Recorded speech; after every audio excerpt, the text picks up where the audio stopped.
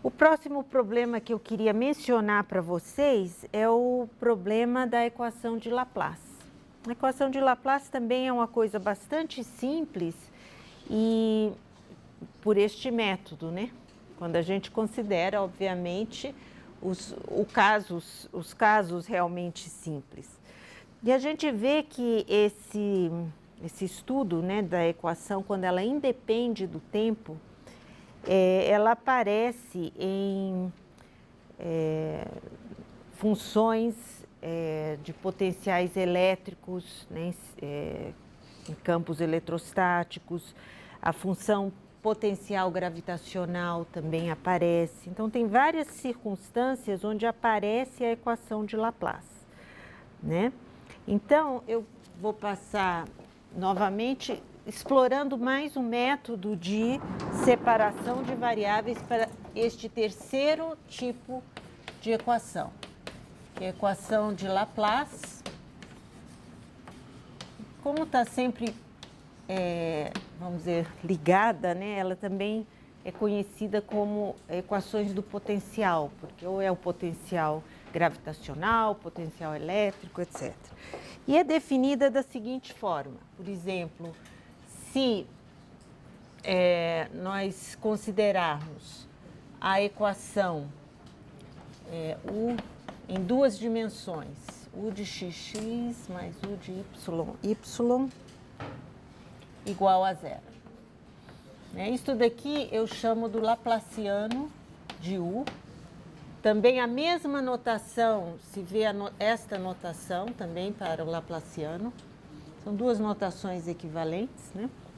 Então, nós temos esta em duas dimensões. Podemos fazer esse mesmo estudo em três dimensões. E aqui vocês veem uma semelhança com a equação, por exemplo, que nós vimos que é a equação do calor. Na equação do calor,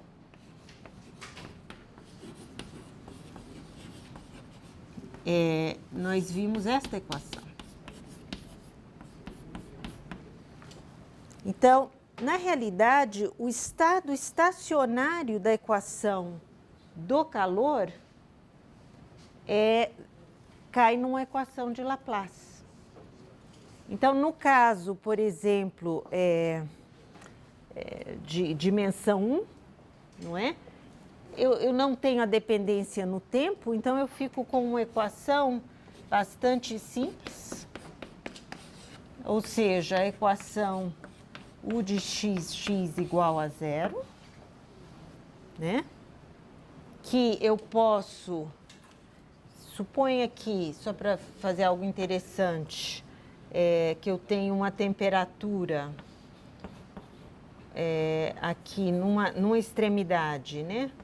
U de zero igual a T1 e U de L igual a T2, por exemplo, né? E eu vejo que, integrando isto duas vezes, eu tenho uma U de x igual a uma reta, né? AX mais B. E que, se eu coloco U de zero, eu vejo que U de zero é B, que é igual a T1. E depois eu sei que U de L é igual a T2 e é A vezes L mais T1 igual a T2, tá certo? Então, eu estou simplesmente substituindo os dados de contorno, estudar esse estado estacionário da equação do calor.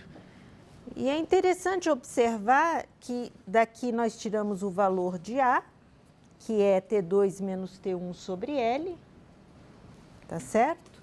Então, eu sei que A é T2 menos T1 sobre L, e, portanto, a minha função é dada por T2 menos T1 sobre LX mais T1. Então, o que acontece? Eu vejo que é natural esperar que a distribuição da temperatura seja para um tempo muito grande, né, num estado já mais estacionário de equilíbrio, seja justamente dado por retas. É natural esperar isso numa barra, né, de comprimento L. Então, essas soluções, na realidade, dessas funções, as soluções dessas equações de Laplace também são conhecidas como funções harmônicas. Então, daqui vai muita coisa. Mas, enfim, o que nós gostaríamos de fazer não é nem tanto estudar este problema, esse aqui é uma motivação, e sim estudar o problema da equação de Laplace num bidimensional. Portanto, vamos pegar um domínio bastante simples, que é um retângulo. Então, eu vou estudar, usando o método de separação de variáveis, esta equação, o mesmo método, num retângulo. Tá? Então, vamos ver como que isso fica.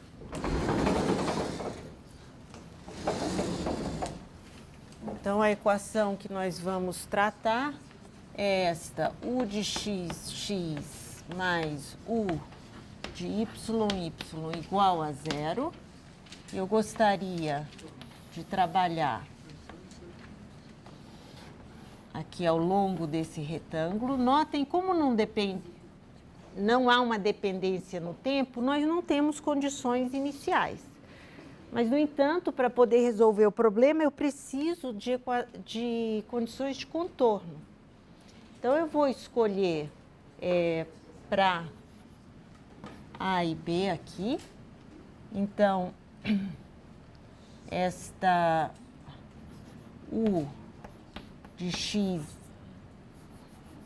aqui eu vou escolher U de X zero, né? Aqui U de AY,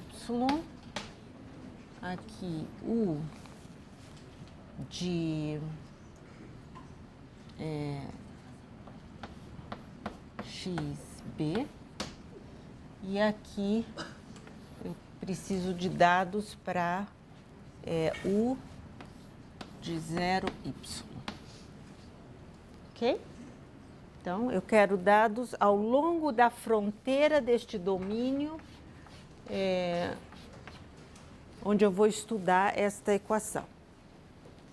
Ok? Então, vamos escolher várias homogêneas, aqui 0, e esta não homogênea, um f de x.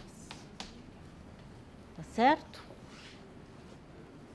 E agora, supor que esta solução deste problema possa ser escrito como x de x, y de y, separar as variáveis. O que a gente faz? Deriva e substitui dentro da equação.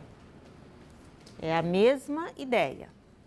Então, vejam, quando eu derivo para encontrar u de x, eu tenho x duas linhas de x, y de y, mais x de x, y, duas linhas de y, igual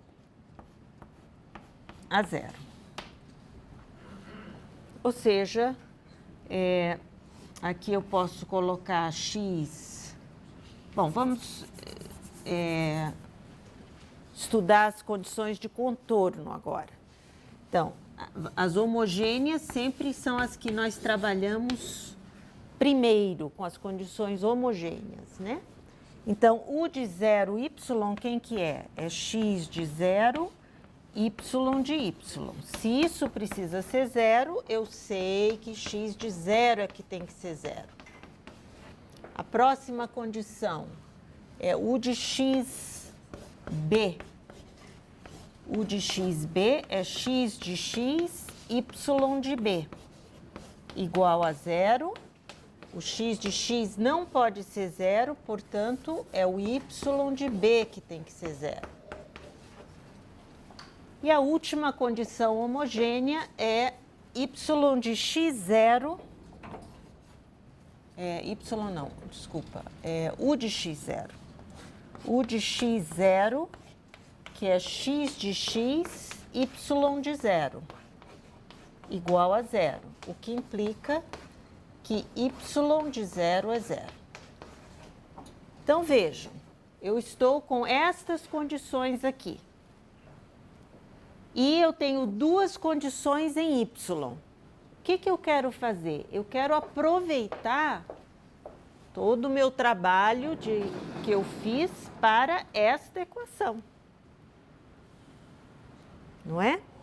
Esta equação é exatamente a que eu vou conseguir com y de zero e y de b igual a zero. Por quê? Porque eu já tenho os autovalores, as autofunções, já calculei tudo, não vou ter que fazer tudo novamente. Então, vamos tentar obter esta equação ali. Tá certo? Então, vamos ver o que nós temos. Nós temos aqui x, duas linhas de x, y de y igual a x de x, y duas linhas de y. Ok? Então, eu tenho menos, né? Portanto, eu tenho x duas linhas de x igual a dividido por x de x igual a menos y de duas linhas de y de y. Ok? Bom, então eu gostaria que isso fosse igual, para conseguir aquela equação igual a lambda, né? Agora eu faço igual a lambda, porque, bom, eu pus o menos aí. Daqui desta equação eu tenho menos y duas linhas, menos lambda y de y igual a zero. Mas aí eu posso passar mais. Tá certo? Multiplicando por menos. E, portanto, esta equação com os dados de contorno é exatamente a equação que eu já sei resolver. Aqui é y duas linhas de y. Então, esta daqui, ó, é exatamente esta daqui. É a mesma equação, só L é B, né? Então, eu já tenho as soluções desta.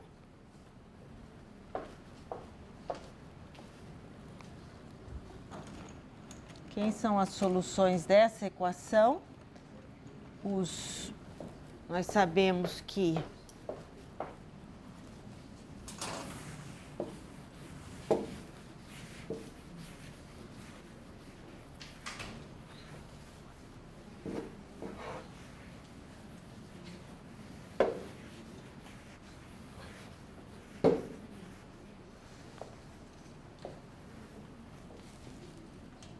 nós encontramos as seguintes soluções. O lambda, nós já sabemos que é n ao quadrado, π ao quadrado, b ao quadrado agora, né, que é nossa extremidade ali é b. E, portanto, as soluções yn de y são dadas por... Posso colocar uma constante qualquer, mas as funções são seno de n π x sobre y, perdão, sobre b. Tá? Então, esse problema está resolvido, é o problema que nós já tínhamos feito anteriormente. Bom, mas fora esta equação, nós temos esta. Então, parte 2, aqui as coisas mudam um pouco. Parte 2 é resolver x duas linhas menos lambda x de x igual a zero. Só que eu sei que esse lambda, eu já calculei aqui. Ok? Então, eu sei que isto é xn, duas linhas de x. Eu vou substituir os lambdas. N ao quadrado, π ao quadrado, b ao quadrado. Xn de x igual a zero. Quando eu resolvo isto daqui, equação característica, eu tenho raízes distintas reais. Que raízes são essas? R igual a mais ou menos nπ vezes b. Tá certo? Portanto, são exponenciais. E elevado a uma raiz, E elevado a outra. Como essas raízes são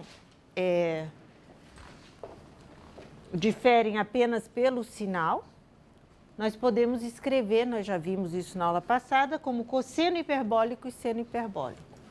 Então, eu escrevo esta solução como dn cosseno hiperbólico de nπx sobre b mais en seno hiperbólico de nπx sobre b. Ok? Bom, então essa é a solução. Vem imediatamente daqui, nós já vimos essa solução aparecendo no problema do calor, só que não produzia solução para os lambdas, né? E agora nós temos este dado de contorno, x de zero igual a zero. Então, eu coloco xn de zero igual a zero. Então, isto é zero, isto é dn cosseno hiperbólico do zero mais en seno hiperbólico do zero. O cosseno hiperbólico do zero é 1, o seno hiperbólico do zero é zero, portanto, dn que é zero. Então, na minha solução, isso daqui não aparece. Então, concluindo a solução deste problema, nós vemos que a u de x, y, vai ser a soma dessas soluções fundamentais, de n igual a 1 até infinito. Vamos colocar aqui um Cn. Nós já vimos ali seno de nπ yb. E agora vimos que aqui nós temos um seno hiperbólico de nπx sobre b. Tá certo? Então, esta solução. E agora, o que falta neste problema? É a solução U de AY igual a f de x, que é a solução não homogênea, que é substituída aqui. U de AY, quem que é? Somatório de n igual a 1 até infinito, Cn, e eu vou substituir x igual a A. Este é o valor de x.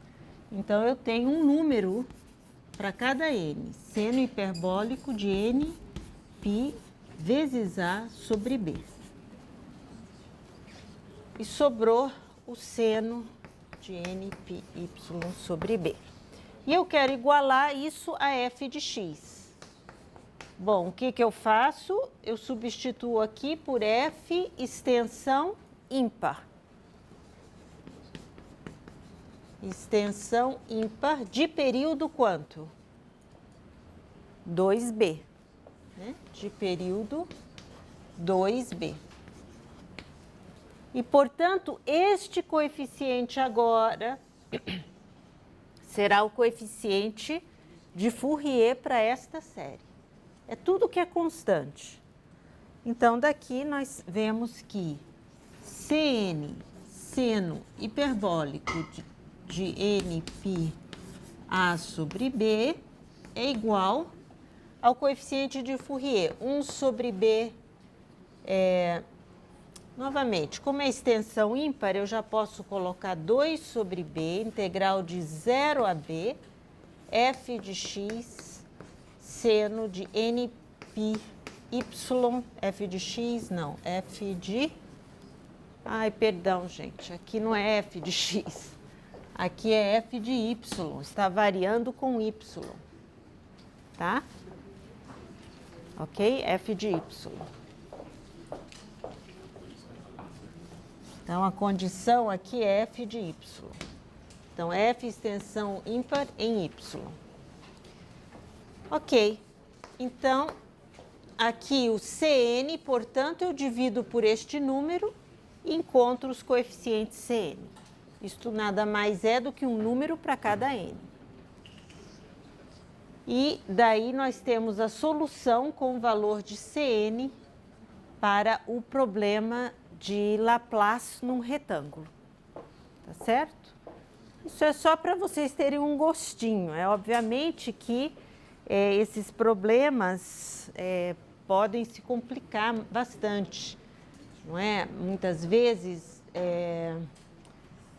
se pode imaginar, né, que nós temos o problema de Laplace para uma membrana, né, onde tem uma força exercida em cada ponto. Então, aí já não temos o Laplaciano igual a zero, mas o Laplaciano igual a uma certa função, né? E certas condições na fronteira, essas condições, como nós vimos, podem ser de Dirichlet, pode ser de Neumann, e aí a coisa vai enriquecendo e, lógico, que vai dificultando também.